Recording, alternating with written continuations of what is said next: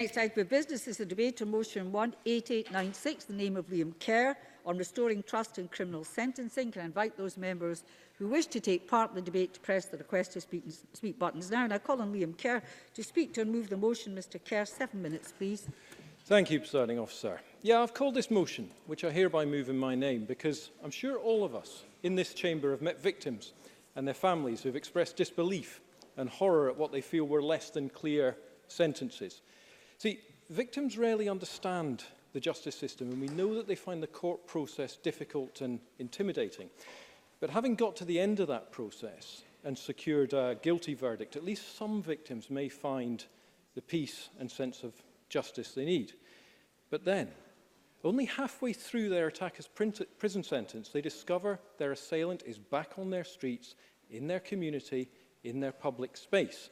Imagine how destabilising that is, how vulnerable that victim will feel. But that... Excuse me a minute, Mr Kerr. This is a very quiet chamber at the moment, but I can hear the conversations at the back, can't they? Can't hear me. They're so busy. Yes, you too. Mr Kerr, please. Thank you, Presiding Officer. That is the reality, because every criminal sentenced to under 4 years in jail is automatically released halfway through their sentence. It happens without... Very quickly, please, Mr Johnson. Daniel Johnson. I'm wondering if you could enlighten us as to which government actually introduced that measure of automatic release. Liam Kerr. Very happy to. It was introduced by the Conservative government. The Conservative government sought to wind out of it in 1997 when a Labour government came in and didn't bother. It happens, the parole board don't even get a say, and to add insult to injury, it is usually without zero supervision. Offenders walk free without even an obligation to check in with a social worker. Now, that re-traumatises victims and puts our communities at risk. No wonder a majority of Scots think the justice system is too lenient. And don't forget, prisoners sentenced to 4 years or more are still automatically let out 6 months earlier than their full sentence. Presiding Officer, I think we should be upfront with people and say that if a criminal is sentenced to 3 years in prison, they will serve 3 years in prison. And by abolishing this automatic early release, we can prioritise rehabilitation in the prison environment. The Justice Committee heard just this week how effective through care, work and education can be. So here is the chance for the SNP to vote for a motion which simply reiterates what they promised to do several times in the past. And as an extension to that principle, we also think it's crucial that the courts are completely upfront about what a sentence actually means when it's handed down. It is surely wrong to say that a criminal has been given a 6-year jail sentence if the truth is that they may be released after only 3 years. When a criminal is spotted on the high street substantially earlier than expected, it just angers the public and re-traumatises victims. Surely it is better for everyone if courts were to label a sentence as accurately as possible, calling it a 3-year sentence with the possibility of further time depending on conduct and rehabilitation. And what of life imprisonment? What a misnomer. You see, Presiding Officer, when the 34-year-old killer of 9-year-old Scott Simpson was sentenced to life imprisonment, the mandatory sentence, what the judge really meant was a punishment part of a minimum period in prison, then the possibility of coming out. His punishment part originally being 25 years, reduced to 20 years. Oh yes, his first application for parole was refused, but we, or more concerningly, the family, can expect further applications next year. Or when a judge told Paige Doherty's killer that he was getting life imprisonment, then immediately followed that up with a punishment part of 27 years, reduced to 23 years. Or the vile killer of Alicia McPhail, whose punishment part has now been reduced to 24 years. He will be younger than me when he is eligible to be released. The reality is that a life sentence is really a lengthy jail term to be followed. Will I have time, Presiding Officer? Yes, of course. Cabinet Secretary. Thank Liam Kerr for giving way, and he mentions that horrific case of the brutal murder of Alicia McPhail. He does recognise, though, that his own whole life bill, or whole life consultation that he's put out at the moment, wouldn't affect that very case, because he says in his own consultation it would only affect those that are 21 years or older. Of course, Aaron Campbell is significantly younger than that. Before you rise, I say I have time in hand, so don't be concerned about intervention, at least in the early part of the debate. Mr Kerr. Thank you, Presiding Officer. I understand the point the Cabinet Secretary is making, and I will be coming back to the whole life sentences. Have no fear about that. The point I'm making here is about the life sentence being, in reality, a lengthy jail term, which, if the prisoner can keep their nose clean, they'll have a second chance of life on the outside, a second chance that is denied to victims. Presiding Officer, all I'm asking is that we jettison the terms life imprisonment and life sentence when over 70% of such prisoners spend less than 15 years in prison. And on that point, Presiding Officer, it is right that prisoners get the opportunity to earn early release. We must seek to rehabilitate, and therefore conditional, risk-assessed and closely monitored early release has an important role to play in ensuring that an offender is ready to be liberated. However, for the most vile criminals who commit the most appalling acts, it is my belief that life should mean life, and there should be no chance of relief. At the moment, the fact is that unlike in England and Wales, as demonstrated by the cases I talked about earlier, Scottish judges simply cannot hand out a sentence to ensure the very worst murderers and sexual offenders are never released to offend again. Oh, I hear those that say you can engineer it by setting a punishment part that is over the criminal's life expectancy. But what is transparent about that? The reality is, only where you have people like Peter Tobin, who was in his 60s when he was sentenced, is there pretty much no doubt they'll ever be leaving. Whole life sentences are clear and unambiguous, a rarely used but vital option that we should give to Scottish judges. Presiding Officer, I called this debate today because I think that we need to restore public trust in the justice system. I've suggested several ways to do so, and my colleagues will develop the points as we go through. In summary, I think we can do it by abolishing automatic early release for all short and long-term prisoners, by using genuine language around sentencing, so victims, families and communities know what to expect, and by at least having the debate on whole life sentences that the public have signalled that they would like to see. Presiding Officer, is this Parliament really going to vote against a motion seeking to restore trust in the justice system? We shall see. Thank you. I call on Hamza Youssef to speak to and move Amendment 18896.3. Cabinet Secretary, 5 minutes, please. Thank you, Presiding Officer. I want to thank Liam Kerr for bringing this debate, although I disagree with his motion. And of course, we've put down our own amendment that I think is an important, debate for us to have in relation to the trust in the judiciary, for example.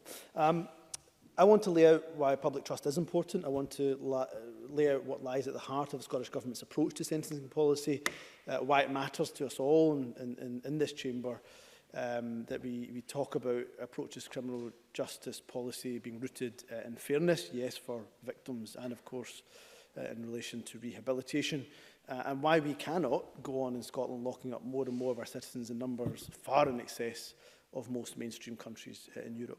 Presiding Officer, the criminal courts make decisions day in and day out of vital importance to all of us. They have a very challenging job in making decisions that can affect us directly.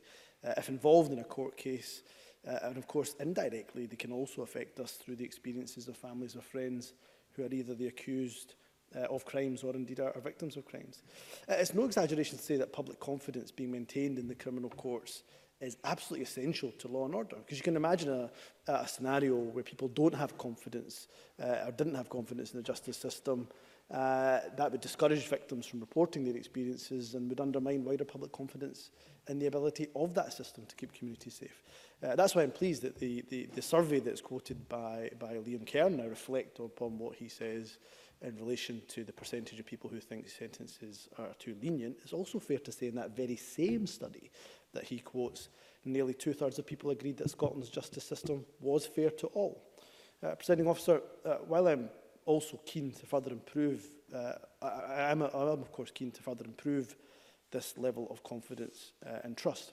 At the heart of the Scottish Government's approach to sentencing policy is a very simple and fundamental position, and we must not lose sight of this, and this has been absolutely central to debate in the last couple of weeks with events that are happening in the Supreme Court in London as I speak, that in all cases, without exception, sentencing decisions are for the independent court and independent judiciary to make based on the facts and the circumstances of the case. Of course, within the overall legal framework, of course I accept that. But so much of that legal framework, of course, is case law that has come in front of our courts in the past. After all, the courts hear all the evidence. They are best placed to weigh up all the relevant considerations when reaching a sentencing decision. That's not to say I agree necessarily with every decision that's made by a court. However, whatever my personal view that I may hold in a case is frankly irrelevant. It is for the court. They must be allowed to reach decisions without fear or favour to anyone, particularly politicians, be they government politicians or indeed opposition politicians. And I respect the independent role of the court, and I hope everybody else in the chamber does so as well. Presiding Officer, the way to help further improve the already high level of public trust that there is in the justice system and in sentencing is to help people better understand what I accept as a complex system. I was listening to what Liam Kerr had to say, and I don't disagree with too much in relation to the complexity of sentencing. I hear it from victims time and time again, and I can give an assurance to this chamber that it is one of the things that the Lord Advocate and I, as co-chairs of the Victims Task Force, is one of the central things that we are looking at and how we ensure we demystify how sentencing takes place. And I want to quote Lady Dorian in a speech that she gave. But before I do quote her, I'm happy to give way to Liam. Liam Kerr. Concerned about the automatic early release piece. Does the Minister think it's right that a criminal sentenced to 2 years and then getting out after only 1, regardless of conduct and rehabilitation, is the right thing? Cabinet Secretary. I don't think abolishing automatic early release for short-term prisoners is the right thing at all. I mean, I was just questioned a couple of days ago. No, I won't, if you'll give me a second to develop the point. I was in this chamber just yesterday, of course, taking questions on our high prison population. All of us in this chamber agreeing that that prison population is far, far too high. I wonder, if the member does want to intervene at this point, he can, whether the member who is advocating this policy of abolishing automatic early release for short-term prisoners, whether he knows that the impact it would have on our prisons. Does he know how many additional prisoners it would add into our prison system? Can I intervene on this point? Liam Kerr. I'm very grateful. Of course, the Cabinet Secretary will recall that in 2006 he quoted to the Herald that he was in favour of abolishing automatic early release. So I'm interested to hear this U-turn now. But would you not accept that overcrowding cannot dictate sentencing, as that is to put the cart before the horse? Cabinet Secretary. Well, first of all, whatever I said in the Herald would have been around long-term prison, abolishing automatic early release, which this Parliament chose to do, of course, in 2015, though I do remember the Conservatives abstained on that very vote, interestingly. But in the short-term prisoners, it would add 3,500 approximately additional prisoners into our prison population. That would be 11,500 prisoners. In prison, that would be 3 more Berlinis that we would have to build in order to cope with the demand of abolishing automatic early release for short-term prisoners. That is not the Scotland I want to see. I want to focus in on rehabilitation. I want to focus in on alternatives to custody that will help to rehabilitate the offender. That means, of course, less victims of crime. I thought Lady Dorian's quote, and I understand that I'm running out of time, but I thought Lady Dorian's quote was really important for me to read out. She says, without sufficient knowledge and understanding, public debate and discussion around sentencing is at risk of becoming a simplistic and uninformed argument between prison and quote-unquote soft-touch justice, between being tough on crime and letting offenders walk free. I just want to end on that very point. I do have more to say, and I'll, of course, focus on that in my closing remarks. And Liam Kerr is not an uninformed or simple individual. He understands these matters. He's an intelligent individual. But what I would say to him is by making these extraordinarily populist policies, bringing forward these populist policies that are rooted in sound bites, he will not do the justice system, neither victims, You must conclude. let alone the offenders, And move your amendment, please. he will not do them any favours at all. But I look forward to the rest of the debate. Move your amendment, please. Yes, I move the amendment, of course. Thank you. I now call on James Kelly to speak to move amendment 18896.2. Mr Kelly, 4 minutes. Thank you very much, Deputy Presiding Officer. I welcome the opportunity to speak in this Conservative business debate brought forward by Liam Kerr, and I move the amendment in my name. I'm not close to the idea of a discussion or debate about the idea of ending automatic early release. However, any change in such policy needs to be evidence-based. It needs to be a result of proper engagement and discussion, and we haven't reached that stage as yet. There's been a rush to judgment, I feel, by the Conservatives on this. On the matter of ending automatic early release, I know, as was mentioned earlier in the debate, that it was introduced by the UK Conservative government in 1993, and that this Parliament in 2015 amended that policy so that only sentences in excess of 4 years were subject to automatic early release. So there have been changes over the piece. I think it's important, as others have said in the debate, that there is transparency around and trust around sentencing, and we would also have to acknowledge that there remains a challenge, I think, with certain groups of the public in order to win that trust over. The Cabinet Secretary quoted the survey from the Sentencing Council where 2/3 thought that the sentencing was fair. However, it's reasonable to point out that that means that there's a third, that a third of people don't think sentencing is fair. So that shows there's still a big challenge to be made there. I think part of that can be through the work of the Sentencing Council. I think it's disappointing that in 3.5 years the Sentencing Council have only brought forward one suite of guidelines and work, and in the recent business report they say that it will be 2021 before we get new guidelines and recommendations on sexual offences. I think there needs to be greater speed around that work. As the Cabinet Secretary pointed out, there's been discussion in recent days around the prison service and the issue of overcrowding, and I think this discussion needs to be seen in that. There are challenges for the prison service around budgets and also around having fit and capable prison officers there to make sure that the prison service runs properly, and that's a challenge when there are sickness absence levels of over 60%. But I think the issue for the Conservatives is that they're bringing forward a policy with what I can see as little evidence to back it up, which will mean increasing the capacity in prisons, but they haven't in any way answered the question as to how they would solve that overcrowding crisis. Would they build more prisons? We haven't heard. I'm a bit short of time, I'm sorry. I can give you time back if you wish. Sure. Right. Margaret Mitchell. Okay. The member for taking that. Does he recognise that looking at the remand population, where there's people there that should never be in remand, is exactly the area we should be looking at to reducing overcrowding? James Kelly. I think there are different ways, and some of these have come up in recent days, to look at reducing the prison population, but the central thrust of Liam Kerr's different proposals, the policy intent would be to increase the prison population, and I have not heard the Conservatives address how they would deal with that. In addition to that, I think the other issue that needs to be borne in mind is that the Conservatives are not dealing with some of the underlying issues which are feeding into crime. For example, Police Scotland have acknowledged that the policies like the welfare reform and the introduction of universal credit are pushing up crime rates in relation to housebreaking. We've seen it rise to a 30% high over a 5-year period. So in terms of the proposals that the Conservatives have brought forward, we've not heard, there's been a lack of evidence to support it. We've not heard how they address the overcrowding of prison issues and how the underlying problems in relation to crime are addressed. So we'll be opposing the Conservative motion at 5 o'clock.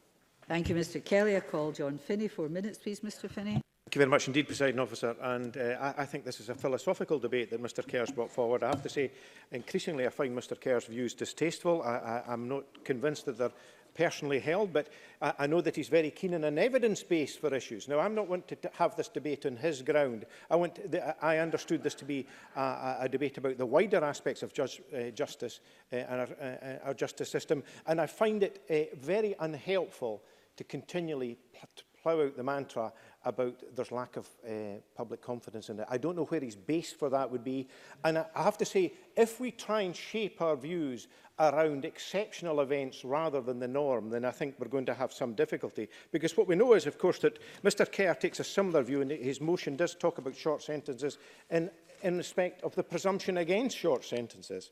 And what we know from the evidence which he received in the Justice Committee, is, and I quote from Community Justice Scotland, there continues to be widespread support among professionals and academics, particularly stakeholders in the community justice, for the use of community options over custodial sentence, wherever possible and appropriate. And appropriate is the thing, because I think it was the Cabinet Secretary that talked about having confidence in the judiciary. I have confidence in our judiciary to ensure that the public are protected from individuals who would pose a threat to them. And I think it's very important that the wider implications of some of the things I've suggested are taken on board too. So people have talked about the discussions we've had in recent days about our prison population, totally unacceptable, the level of prison population we have. And the idea that private companies are profiting from that prison population, I'm sure that's something that appeals to Mr Kerr and his party, that is entirely unacceptable. So there was mention made by Mr Kelly of recognising some of the drivers. Police Scotland have acknowledged that social conditions are a factor driving their workload. And I think that we have to absolutely acknowledge that. In the question of victims, I know that the view that we've heard from, again, Community Justice Scotland in relation to that was short sentences are associated with greater rates of reoffending than other sentencing options. This suggests that if we are serious about preventing the creation of new victims, something different is required. And that's maybe what's missing from this debate, because people will be aware that the Scottish Green Party submitted an amendment which wasn't selected, but it did cover some of the things that we need to be doing. And they are, for instance, recognising the benefits, encouraging greater diversion from prosecution, alternatives to custodial sentence. And we know that requires the judiciary to have faith in them. And for them to have faith in them, these alternatives must be robust. And to be robust, they must be properly funded. So rather than millions going for additional places in private prisons, imagine the impact that would have if that was being put into community options. So that's something that we really need to get on with. And the other thing we need to get on with is the reinstatement of the through care support at the Scottish Prison Service. I see nodding heads. That is about capacity. That is about the implications of having overcrowded prisons. And we heard from the Scottish prison officers the other day about the unacceptable level of assaults that are taking place caused by overcrowding, the implications for staff. And of course, any employer will make an assessment of the implications of the workplace conditions for their staff. And one of the implications is well documented is officers who have not only been subjected to assault, but are off due to pressure of work. Of course, their absence simply compounds that problem. So what we don't need to do, Mr Kerr, is put more people in prison. What we need to do is find robust alternatives to that. And I have to say that, you know, we need to also have the debate in terms of finance, because it seems that certainly 4 of the parties in here, there's a broad consensus that we need to move away from the embarrassing situation of having the largest prison population. That means transfer of resources. Thank you, President Officer. Thank you very much. The call on Liam MacArthur. Mr MacArthur, 4 minutes, please. Thank you very much, Deputy Presiding Officer. It's customary on these occasions to welcome the debate and to go on to thank the person or the party for allowing Parliament to have that debate. And I think, frankly, on neither account am I minded to observe that protocol on this occasion. Of course, this Parliament should never pass up an opportunity to debate issues around our justice system, including sentencing policy. And there are plenty of issues on which the Scottish Government should be held robustly to account. After a botched centralisation, we have a police force that is chronically underfunded, working in buildings and with equipment that too often is not fit for purpose, using analogue technology in a digital age. Topical questions yesterday, I highlighted that we have a Crown Office that's struggling to manage its caseload and presiding over a system of fatal accident inquiries beset by delays. And then we have our prisons, which everybody has accepted are overcrowded, underfunded and rapidly reaching crisis point if they are not there already. Yet, with spectacularly poor timing, the Tories bring forward plans for how we can lock up more people for longer. This in a week when Audit Scotland has laid bare the urgent need to reduce our prison population. This is a prison population that is amongst the highest in the Western world. We have a higher, no thank you, we have a higher percentage of lifers than anywhere else in Europe. I'm not sure if Liam Kerr and his colleagues believe that Scots are somehow genetically more predisposed to offending, but their desire to see more of our, no thank you, more of our fellow citizens banged up with little or no hope of release suggests perhaps they do. 2/3 of our prisons are already at or beyond capacity. Time and again, the Justice Committee hears compelling evidence that this is putting staff, prisoners and the wider community at risk. Through care in our prisons has been suspended. Sickness absence among staff is almost at record levels. Attacks on staff on other prisoners, as well as incidents of self-harm and attempted suicide, are on the increase. What in all of this suggests to the Tories that the answer is higher levels of incarceration? Certainly they have shown no appetite for reducing the prison population. They opposed extending the presumption against no thank you, against short sentences that are often ineffective and actually increase the risk of reoffending. They opposed increasing the use of electronic monitoring to give judges and sheriffs greater reassurance when considering non-custodial sentences. Instead, the Tories say they want so-called honesty in sentencing. In truth, it is nothing of the sort.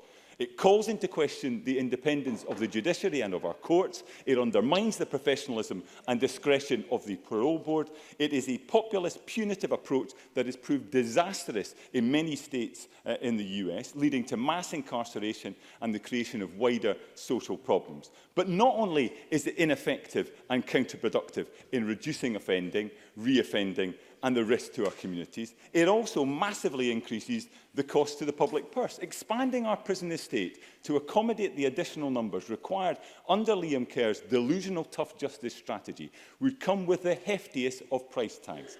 David Gauke and Rory Stewart, both former UK Justice Ministers and colleagues of Mr Kerr, recognise this and would be appalled at the dog whistle politics being engaged in by the Scottish Tories.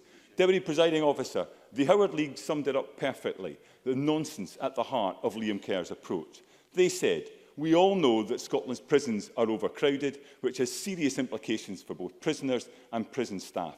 The idea that we should unnecessarily add to this pressure is flawed, illogical and a good example of political posturing at its very worst. This will not make Scotland safer. It may be what the Scottish Conservatives want, but it is not what Scotland wants or Scotland needs." I agree wholeheartedly with the Howard League, and I urge Parliament to vote for the amendment in the Cabinet Secretary's name. Thank you. Open debate. Speeches of 4 minutes. I call Maurice Corrie to be followed by Rona Mackay. Mr Corrie, please. Thank you, Deputy Presiding Officer. I'm pleased to speak in this Conservative Party business this afternoon. At all times, Scotland's justice system needs to promote fairness, transparency and integrity. Only upon these principles can trust and public confidence be founded, and I'm sure that we can all agree here today on that. But as it currently stands, criminal sentencing is not of the standard it should be. Across the criminal system, we see the continued use of automatic early release, the inaccurate definition of life sentences, and an effective ban on short-term prison sentences. The intent here is perhaps to favour rehabilitation and integration, but surely the priority must be, first and foremost, to serve victims of crime. And to achieve this, our justice system needs to hand down entirely just sentences to perpetrators. Sentencing must be accurate and appropriate, taking into account the crime and the offender. Yet only 38% of Scottish people believe that the current sentencing system fits the crime. And this points to public disillusionment in our justice and needs to be addressed. Transparency needs to be at the heart of how sentencing works in Scotland, and today we have a system that does not always give an accurate picture of the true length of criminal sentences. For example, since 1971, more than 70% of so-called life prisoners have in reality completed less than 15 years of prison time, and indeed handing down a life sentence can in many cases mean as little as 12 years. We must recognise what message this sends to victims of crime. And for instance, when these so-called life sentences are considered shortened, this can potentially impact the mental health of those who have already experienced the trauma of crime. Therefore, with sentences that do not always give a true indication of length, we need to push for clarity, and courts must strive to hand down prison sentences that are accurate and truthful, especially for the sake of victims. And in short, we need to push for an honest sentencing system. As part of this, a key proposal we have put forward today centres around whole life custody, and we must be clear that this would be the starting point for sentencing an individual who has been found guilty of certain crimes, and solely for those cases where there is, I won't give way, where there is sufficient justification to do so. And as I've said in this chamber before, where there is a high risk of re-offence in the worst cases of crimes imaginable, then a whole life custody sentence is the safest route. If this proposal is adopted, it will ensure that those most serious cases, victims and their communities, can be much better safeguarded with a sense of security. It will put the safety of our communities at the forefront of judges' decision-making and give them a greater agency. And most people in Scotland believe that the primary purpose of sentencing is to protect the public. But the continued use of automatic early release for certain sentences does not prioritise public protection. And for those sentenced to less than 4 years in prison, they can expect to be automatically released halfway through their sentence. And even to those sentenced to 4 years or more are still automatically released 6 months early. And the recent move by the Scottish Government for presumption against short-term prison sentences does not answer the problem of crime effectively. And with a reduced number of short sentences given, we are seeing a rise in community sentencing. The gaps in this alternative are not hard to notice. For example, over the last 3 years, almost a third of community payback orders have not been completed. And moreover, tampering or removing a tag is still not recognised an automatic criminal offence. And those who do so face no additional punishment. And to conclude, Presiding Officer, these lapses set a dangerous example to would-be offenders. It is of the utmost importance that community sentencing does not replace community safety.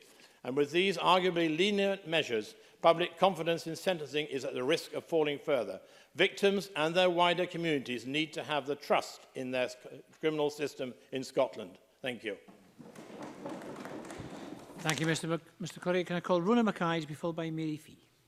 Thank you, Presiding Officer. The Conservative motion today would set the Government's progressive approach to criminal law reform and prevention back by decades. And I simply can't understand the Tories' refusal to accept that sentencing is not a ministerial matter. It's done by an independent body called the Sentencing Council, which, of course, we're all aware of in this chamber. Some recent high-profile decisions have been disappointing, but I don't feel it serves any purpose to go into the detail of those during this debate.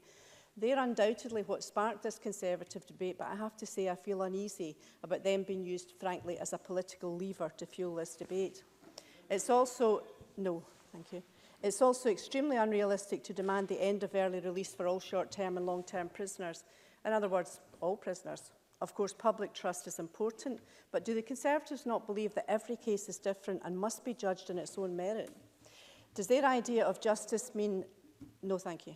Does their idea of justice mean taking a broad-brush approach to sentencing, regardless of individual circumstances, behaviour and, crucially, rehabilitation?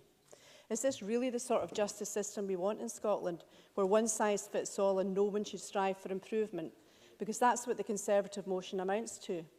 Ironically, as we've heard, automatic early release was introduced by the UK Government in 1993, and the previous system of automatic early release for long-term prisoners was ended by this Parliament in 2015. Presiding Officer, our prisons are full. We know that. Scotland locks up more people than any other country in Western Europe. The reasons for that can't be explored in this short debate. The Government is making great progress with plans for rehabilitation, restorative justice, presumption against short sentences, and are working to support victims, as no other government has done. We're trying to pave the way to an evidence-based, more effective system that understands the root cause of crime and the consequences upon victims. Indeed, days before losing his post as Justice Secretary, David Gauke appealed to the Prime Minister to follow the evidence rather than appeal to populist rhetoric on crime and punishment. Do the Scottish Conservatives not get the memo? Crime is at a record low and public feels safer in their communities. No, thank you. Public feels safer in their communities now than ever before. A recent survey conducted on behalf of the Scottish Sentencing Council found that nearly 2/3 of the public considered that Scotland's justice system was fair to all. As I said earlier, this hardline idea of the Conservatives would take us back decades, and that is in no one's interest. Presiding Officer, I spoke at the outset about the independence of the Sentencing Council, and I can't help but wonder if the Conservatives really believe in the independence of our judiciary system. The irony is that if government were to interfere in an entirely independent decision, we would be accused of being controlling and centralising. So in conclusion, Presiding Officer, of course the public must have faith in our justice system, and we are putting that at the top of our agenda. But the reality is that this motion is unrealistic, it's unworkable, and it flies in the face of a modern democratic justice system which we are aiming to build. Thank you. Thank you, Ms Mackay. I call Mary Feed to be followed by Fulton McGregor. Thank you, Presiding Officer. I agree with the first 18 words of the motion proposed by Liam Kerr, that the Parliament believes that urgent action must be taken to restore public trust in the justice system. But, Presiding Officer, that's where my agreement ends. I believe there are more pressing issues in the justice system that need urgent attention. The prison service is facing reduced budgets, increased prisoner numbers and rising stress-related staff sickness, all of which, according to Audit Scotland, threaten operational safety. There is also a seriously concerning mental health crisis in Scotland's prisons. It was reported earlier in the year that self-harm has almost doubled, and over 70% of prisoners have mental health problems. This comes at a time when access to mental health support in prison has become worse as the Scottish Government fails to adequately help prisoners with complex needs. And I firmly believe that prison is not the most appropriate environment for people with severe and enduring mental health problems.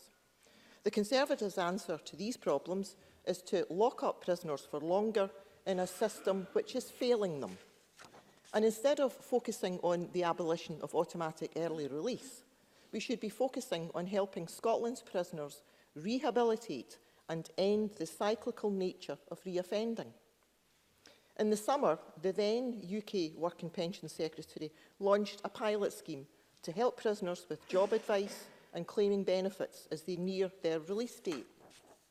Prisoners at HMP Perth and at Cornton Vale were able to apply for benefits before they leave prison and get universal credit payments on the day they get out of prison.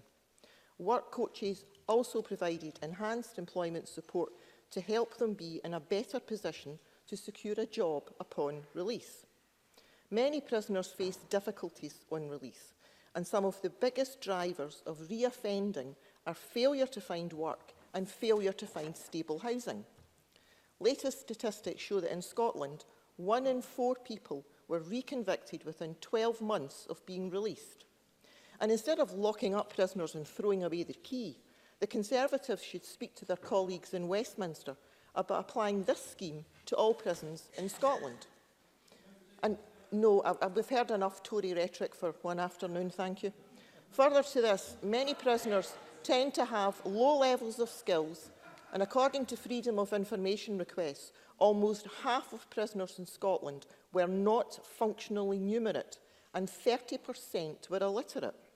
The lack of support and under-resourcing of through care provided to prisoners creates the cyclical nature of reoffending and destroys the trust in our justice system.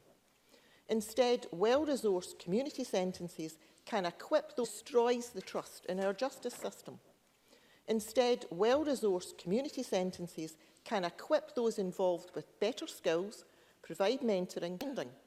This, rather than ineffective short sentences, is what will make Scotland safer. The key to restoring trust is in properly resourcing the justice system to help care for prisoners' mental health and provide them with the key skills that can help them reintegrate into society and stop offending. I believe that our justice system should pursue sentences that deliver proper rehabilitation and proper training. This would help to reduce crime, would make communities safer and would raise levels of trust in the justice system. Thank you. Thank you, Mr. I call Fulton McGregor to be followed by Gordon Linders. Thank you, Presiding Officer. It seems that whenever the going gets tough out there, the Tories always seem to turn to this issue. as I've lost count of the amount of times I've now spoke on a similar issue that has been brought forward mainly by Liam Kerr. And from previous debates, it seems that they have not learned that their overall approach to justice is not in line with general public opinion or representation in this chamber. And I think we can all have individual opinions on specific cases, and Liam Kerr mentioned one where the victim actually lives pretty close to my own area. We can all have individual opinions on the sentences that are given with these, as Rona Mackay said, but to bring it forward as a debate to use as a political tool should not be on, and I think that that has been widely expressed. I would normally, Liam, because I've mentioned you, but it's a 4-minute debate, and I'd maybe advise you to look at, splitting your debates up like that the way you've done today, because it's 4 minutes. It's 4 minutes. It's 4 minutes for everybody. What is happening just now does work, and I think we need to have faith in our courts and the agencies involved in delivering service. We know that crime is at a record low, and future focus is to be on community-based interventions. People feel safer, and there are less people who report being victim of a crime now than there was 10 years ago. That said, we must be honest with things that we can do where things are not as good and we can do a bit better, as it's clear that there are a high prison population and we must address this issue. Instead of Scotland being soft in crime, we are arguably the very opposite, and the evidence clearly suggests that it's community-based alternatives that work. So there's possibly a debate we need to have around that issue rather than the same issue that the Tories keep bringing to this chamber. Presiding Officer, I would like to focus my remarks on the issue of community alternatives to reducing offending and reoffending. And at this stage, I'll refer members to my declaration of interest as a registered social worker. And I'd like to speak in support of the government motion in relation to what will reduce reoffending and take appropriate account of Scotland's current internationally high rate of imprisonment. We have heard from other speakers that talking about the presumption against the short-term sentences and the impact that this may have, both at a practical level on our prison population and in terms of sending out a message about the sort of country we are. But very clearly, and the Cabinet Secretary has always said it, it's not the only solution and only a small part of the puzzle. However, it does link into the argument and debate about pushing people towards community sentences to address reoffending and offending in the first place. And some examples of this that's going on just now include ring-fence funding for justice social work of over £100 million being protected in the budget, the Violence Reduction Unit, who attended at yesterday's Justice Committee on pre-budget scrutiny, and the amazing work that they're doing. I know that Liam Kerr will certainly agree with that. And, for example, the Caledonia programme, which has been rolled out to address the scourge of domestic violence. And the sooner that's rolled out to all the local authorities, the better, in my opinion. And, of course, all this has to be done on a trauma-informed basis. And at this point, Presiding Officer, I'd like to mention Don Harris and Alex O'Donnell, the latter, who also just happens to be a constituent. Both have had extensive experience through Social Work Scotland and have now co-designed a 2-day evidence-based specialist trauma training package for social work staff and other key partners within the justice arena. And Community Justice Scotland reviewed the training and were very keen to support the initial stage of this development by funding a pilot and conducting a comprehensive evaluation. And what I'm told, the initial first stage evaluation is very positive indeed. And I've already agreed to pass their details to the Cabinet Secretary's team following his appearance at the Adult Survivors of Childhood Abuse cross-party group last week, where he reiterated his commitment to this practice, and that was very welcome indeed. And I'd like to briefly mention the Green Amendment, Presiding Officer, which didn't get selected, particularly around the calls for the Scottish Prison Service to reinstate its through care support service and support calls on the Scottish Government to demonstrate this commitment by ensuring a significant transfer of resources from the prison estate to community-based alternatives. I couldn't agree more with that line of the proposed amendment.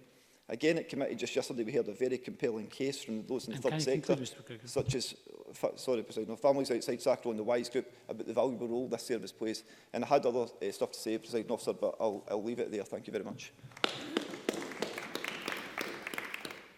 Thank you, Mr McGregor. I call Gordon Lyndhurst to be followed by Shona Robertson.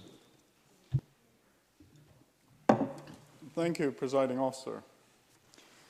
Committing crime should be dealt with swiftly and fairly, with sentences handed down appropriate to the seriousness of the crime.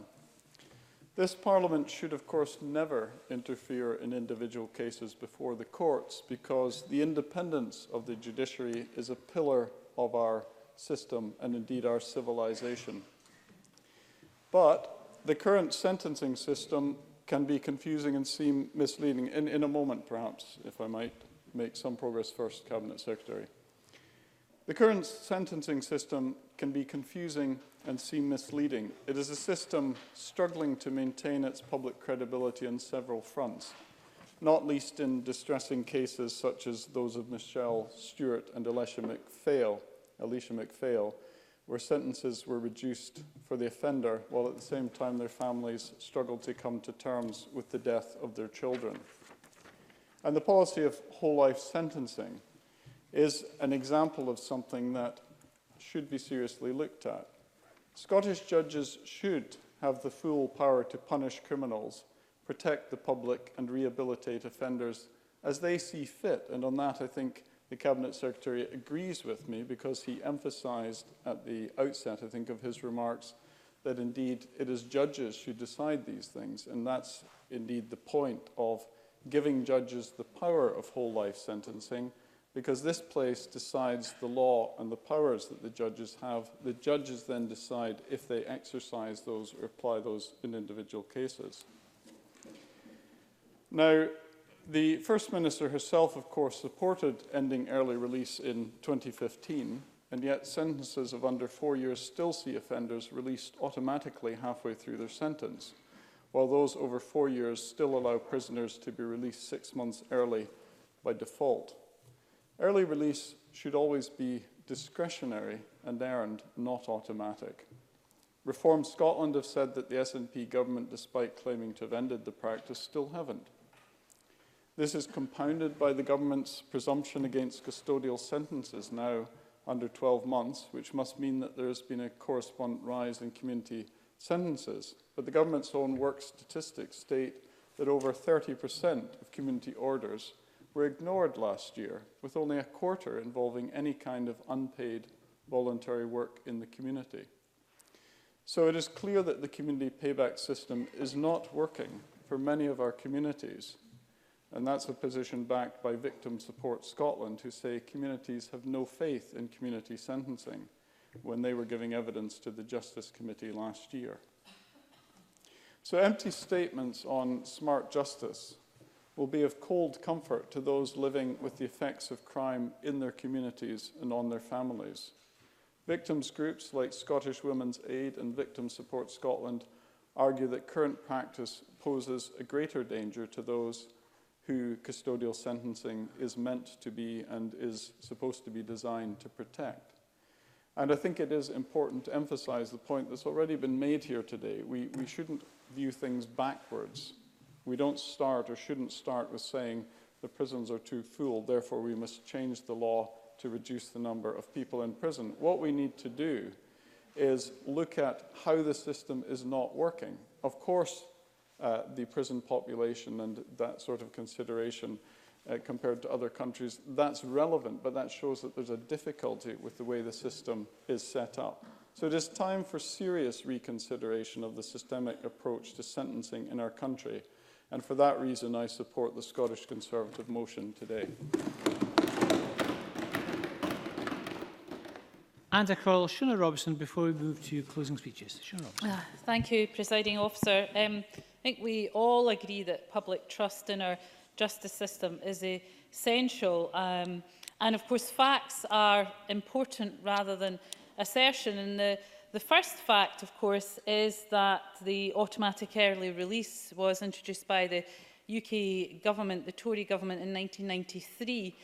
And that the previous system of automatic early release for long-term prisoners was ended by the Scottish Parliament from 2016. Now, I've never been one to, support the Labour government when they were in power in the UK, but I think to blame them for the automatic early release, which was introduced by yourselves, is taking things a little too far. The results from the Scottish Crime and Justice Survey 2017-18 have been referred to by others in this debate, and I think it's important because the Tory narrative here is explicitly that the public don't have trust in our justice system, but that isn't borne out at all by the Scottish Crime and Justice Survey, which doesn't fit the Tory narrative in any way. So whether it's more than 3/4 of adults have confidence in our justice system. Now, clearly, not any system is not perfect, and any system needs to adapt and to change and reflect the views of society. But I would say that that doesn't fit with the Tory narrative of public confidence. For people to maintain their confidence in the system, it's essential for change to be implemented thoughtfully, based on sound and robust evidence that reflects the wishes of our society as a whole. Very briefly. Liam Kerr. Very grateful. Can I just establish what is the member's position on automatic early release, given that the SNP manifesto in 2011 was up for abolishing it, in 2015 Nicola Sturgeon was up for abolishing it, and now the Cabinet Secretary said he doesn't want it abolished. What's the member's position? The Secretary has laid out very clearly what the position on automatic early release is. In terms of the other survey results, 90% believe prisons should help prisoners change their behaviour rather than just punish. 92% believe prisons should provide support to prevent people committing more crime. And 89% believe prisons should work with other organisations in the community to help prisoners fit back into the community. That's the type of justice system people want to see, and that's where their confidence lies. And it's our responsibility to reflect this in the system that we help shape. Now, we see, I think, a thoughtful and evidence-based approach very well in the Scottish Government's response to the rights of the victim. By establishing the Victims Task Force, introducing the Victims Surcharge, giving victims a greater say before temporary release of offenders from prison, introducing the Victim Notification Scheme, where victims of life-sentenced offenders have been given the opportunity to make representations in person ahead of decisions about temporary release, and continue to consult on further opportunities for victims to describe their experience in the way that works best for them within the parole process. It's also important to respect the judiciary's independence, something that a number of members have referred to. That's something Jackson Carlow just the other week was saying. We have absolute confidence in the independence and integrity of the Scottish judiciary, yet in this debate somehow that is being questioned. And of course, not every decision is something that we all have cases where we think, why was that decision made? But that's not the basis on which to frame law and policy. Of course, we all have concerns about individual cases, but we have to set the policy and law that encapsulates the fairest justice system. And that is why we have to sometimes take a step back from that. The eminent voices in the Scottish legal profession, which I know Liam Kerr will have heard, have also expressed concern and have said that Scottish ministers and the Parole Board are already empowered to prevent the release of life-sentenced prisoners considered to be a continuing risk to the public, and to recall to custody anyone who has been released under lifelong conditions whose behaviour or even attitude causes concern. We need to look at the evidence, presiding officer, when we are making policy and law, and not to resort to what I would describe as dog whistle politics, because that makes bad law and bad policy. Thank you, Ms Robertson. We now move to closing speeches. I call James Kelly to be followed by the Cabinet Secretary. Thank you, presiding officer. I think in reflecting on the debate, it's been unfortunate, the Conservative choice of subject. When you actually listen to some of the contributions around the chamber, they could have picked a topic which would have got more support around the chamber and would have been allowed us to give it some serious examination.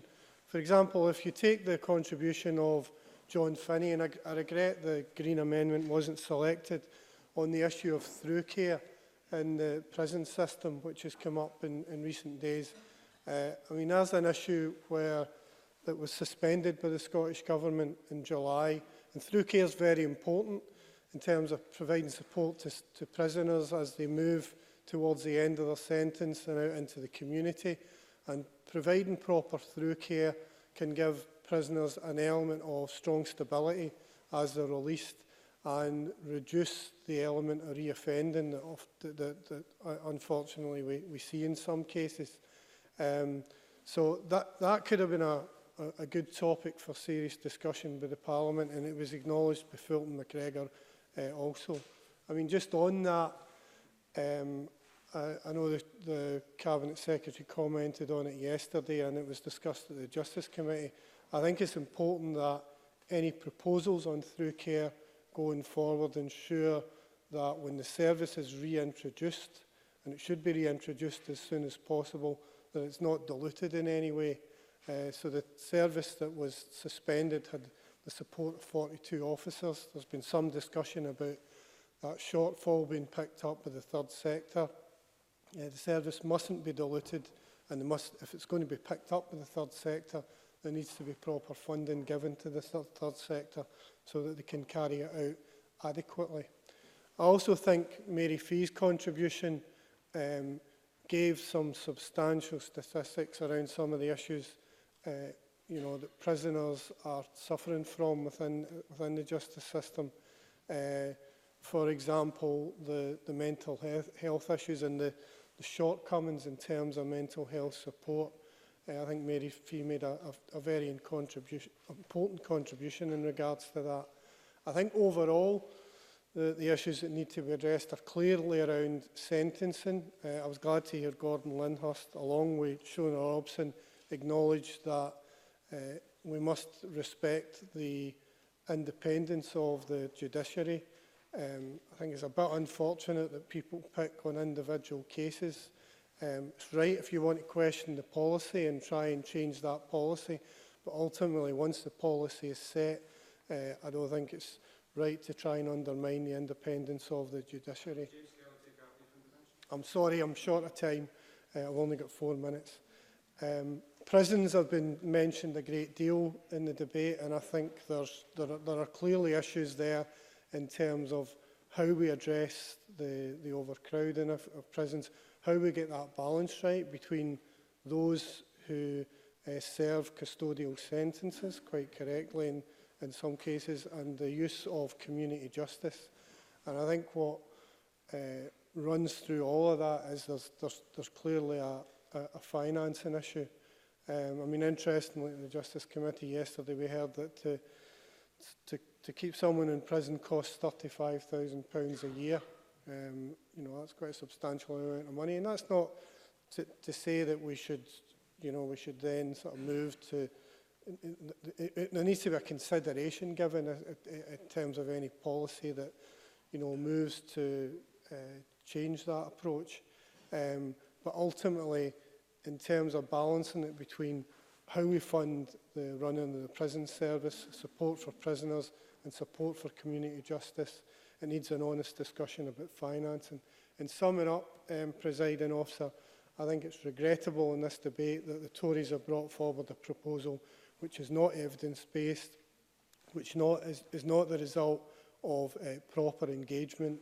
It's really been about chasing headlines rather than picking some of the serious issues in the justice system that we could have spent the time discussing this afternoon. Thank you very much, Mr Kelly. And I call Hamza Youssef, Cabinet Secretary.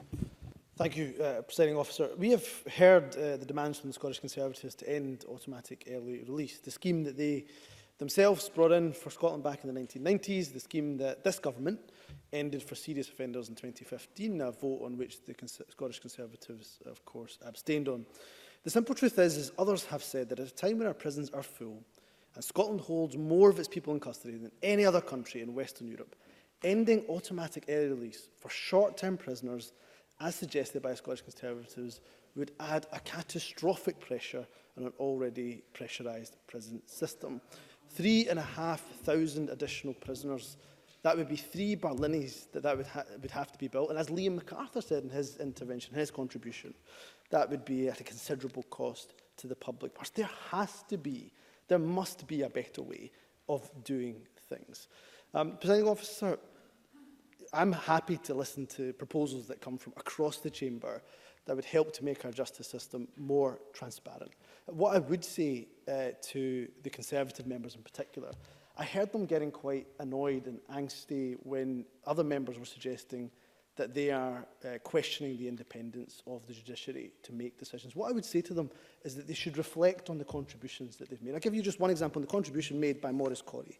He said, and you can check the official record after this debate, that judges must hand down honest sentences. Is he seriously accusing the judiciary of handing out dishonest sentences? We have to be careful about the language that is being used. And if Liam Kerr gives me a second, I'll just read from his own... No, I'll just quote from Liam MacArthur. Liam Kerr, I will in a second.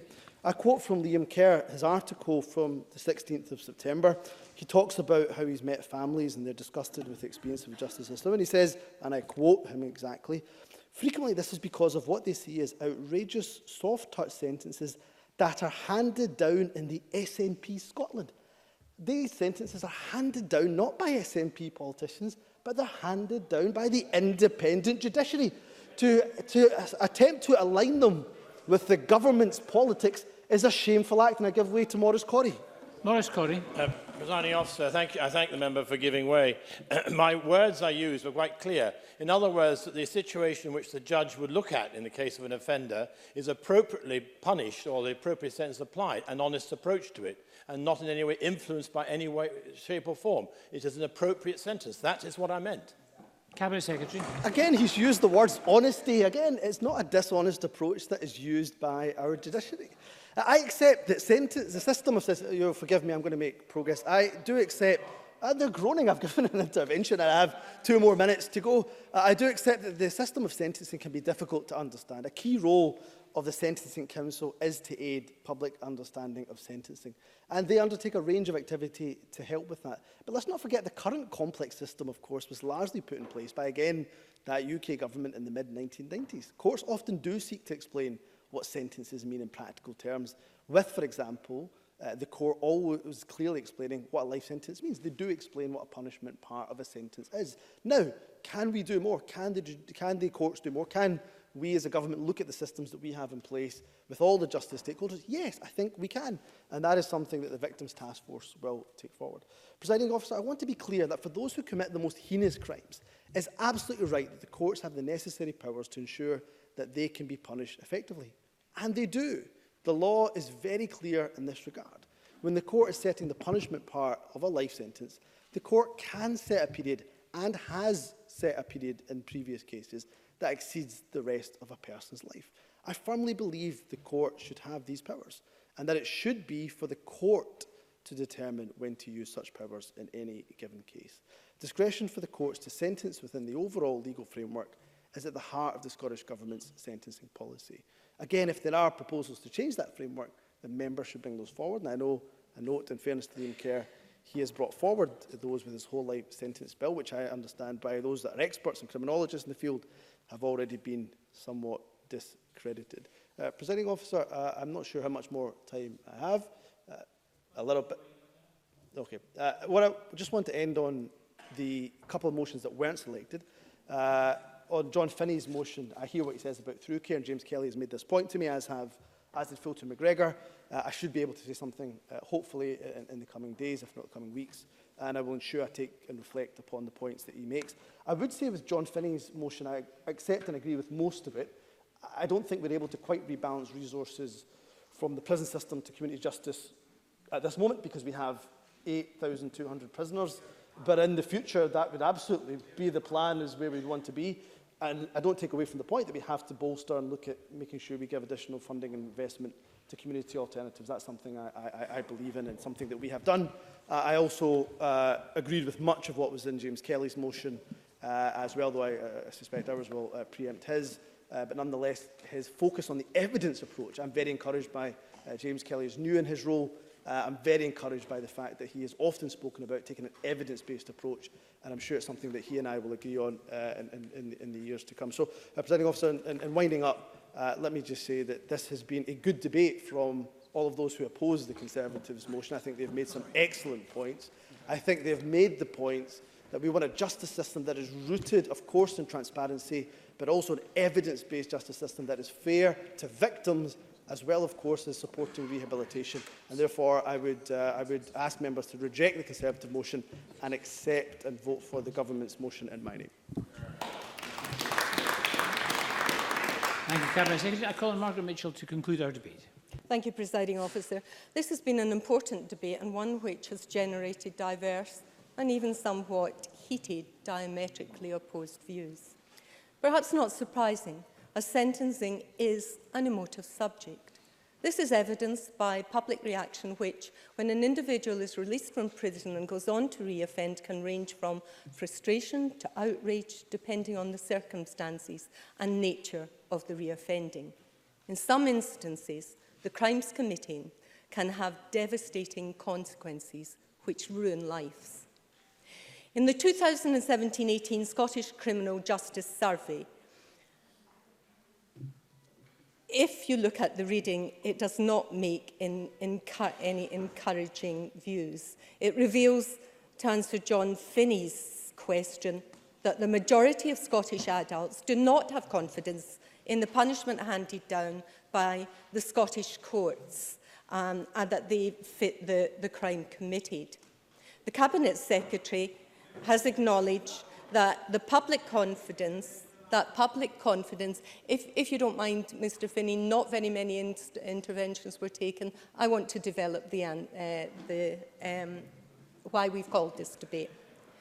The Cabinet Secretary acknowledged public confidence is essential to an effective criminal justice system. This survey should therefore be a wake-up call to us as politicians and legislators who, by virtue of being elected, are in a privileged position of being able to influence and determine sentencing power. And perhaps James Kelly and Mary Fee should reflect on this when they question today's topic for debate. For to put sentencing in perspective, it is an issue which potentially can affect any one of us at any time in our lives, whether as victims or as perpetrators or as the families or friends of either. There is a huge spectrum of disposals following a conviction for an offence. These range from a deferred sentence, a fine or a community payback or service order to a prison sentence. Prison and depriving an individual of their liberty has four purposes: to protect the public, to punish, to deter, to rehabilitate. A life custodial sentence is mandatory for murder and is also available as at a judge's discretion for rape and 7 other sexual offences. However, life sentences is a misleading term, which, if it appeared in an advert, could easily fall foul of the trade descriptions legislation. It certainly does not mean the convicting perpetrator will spend the rest of their life in prison. And in fact, a life sentence can range from 20 years to 12 years and very exceptionally beyond 30 years, if you don't mind, Cabinet Secretary. Similarly, an order for lifelong restriction is a minimum number of years set by the court that the offender must spend in prison, and which, after, they may be released by the Parole Board for Scotland when risk assessment requirements are met. And OLR, therefore, does not guarantee that a criminal will never be released from prison. So when a judge pronounces an offender is to receive a life sentence or a lifelong restricting order, then not unreasonably, the public expectation is that the length of time in custody will mean what it says and confine the perpetrator to prison for the rest of their lives. The fact it does not then attracts criticism and cynicism. Furthermore, the life sentence policy is intended to principally address the punishment aspect of a prison sentence and totally excludes... Ms Mitchell, do I just pause for a second?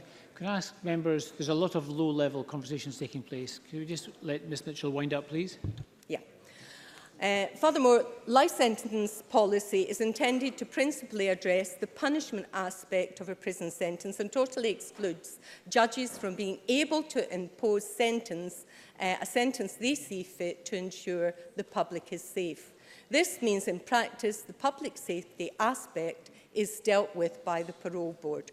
It is surely perverse and misguided legislation which puts public safety a very poor second to punishment and serves to ensure, no matter how evil, remorseless, dangerous and depraved an individual is, they will not, other than through ill health or old age, spend the whole of their life in custody.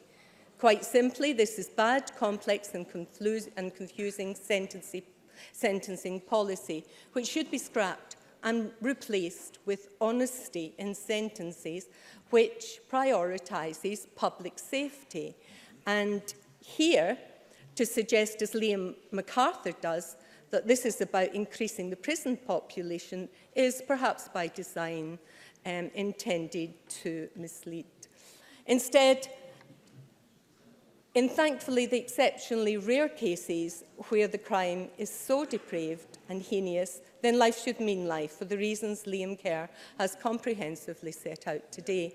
And in other disposals, automatic early release should be scrapped, and the sentence given should be the one served, but with the opportunity to earn early release for good behaviour.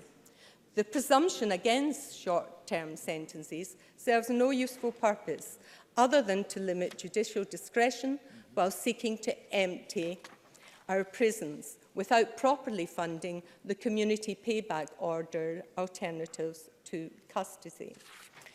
Presiding Officer, it is only with honesty and transparency in sentencing that the public will have confidence in the disposal judges make in our courts, and the general public will only have its confidence in our justice system restored if the system is sufficiently resourced. A simple truth ignored by, for example, Rona Mackay and Fulton McGregor. As this is key to ensure the crucial rehabilitation support is available to all prisoners. Thank you very much, and that concludes our debate on restoring trust in criminal sentencing. The next item of business today is consideration of Business Motion 18927 in the name of Graham Day on behalf of the Bureau setting out a business programme. Could I call on Graham Day to move the motion? Move, Presiding Officer. Thank you very much. No one has asked to speak on the motion. The question therefore is that motion 18927 be agreed. Are we all agreed? Yes. We are agreed. The next item is consideration of 3 Parliamentary Bureau motions. Could I ask Graham Day on behalf of the Bureau to move motions 18928 on designation of a lead committee, 18929 on committee meeting times and 18930 on committee substitutions? Moved, Presiding Officer. Thank you very much. We're going to turn now to decision time. The first question is that Amendment 18902.3 in the name of Jean Freeman, which seeks to amend motion 18902 in the name of Miles Briggs on mismanagement of NHS construction projects be agreed. Are we all agreed? Yes. We're not agreed. We'll move to a vote. Members may vote now.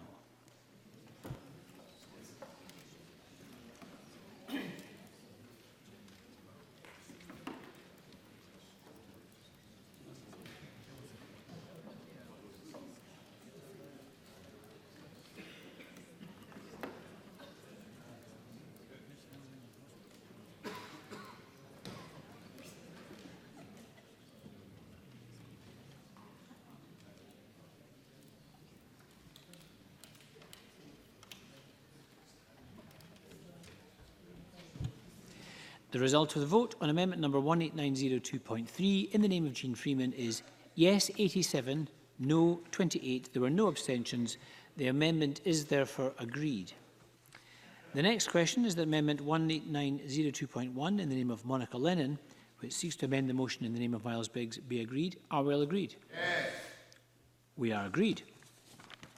And the next question is that motion 18902 in the name of Miles Briggs, as amended, on mismanagement of NHS construction projects be agreed. Are we all agreed? Yes. We're not agreed. We'll move to division. Members may vote now.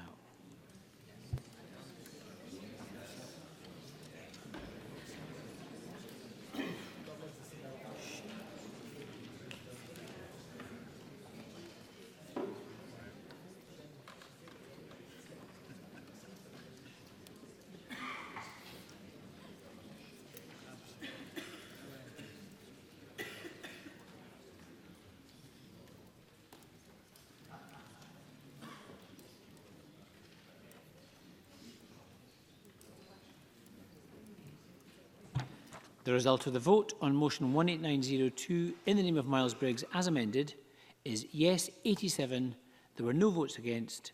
There were 28 abstentions. The motion as amended is therefore agreed. And our fourth question, I remind members that if the amendment in the name of Hamza Youssef is agreed, then the amendment in the name of James Kelly will fall. So the next question is that Amendment 18896.3 in the name of Hamza Youssef, which seeks to amend motion 18896 in the name of Liam Kerr on restoring trust in criminal sentencing be agreed. Are we all agreed? Yes. We're not agreed. We'll move to a vote. Members may cast their votes now.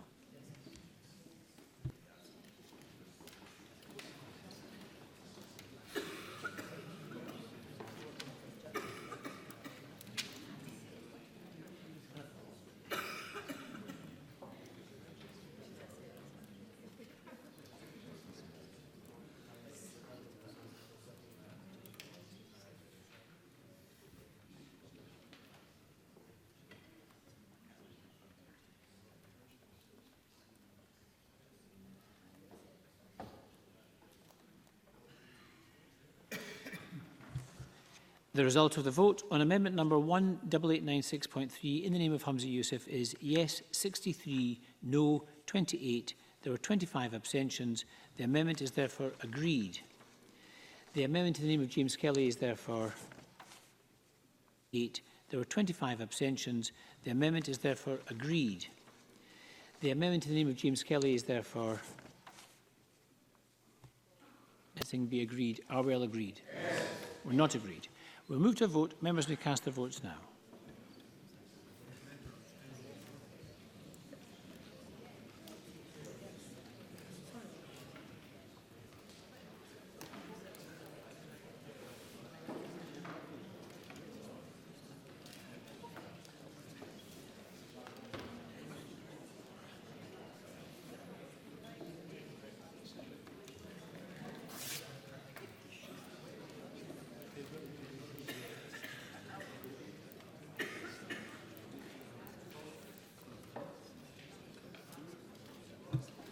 The result of the vote on motion 18896 in the name of Liam Kerr, as amended, is yes 82, no 28. There were 6 abstentions. The motion as amended is therefore agreed.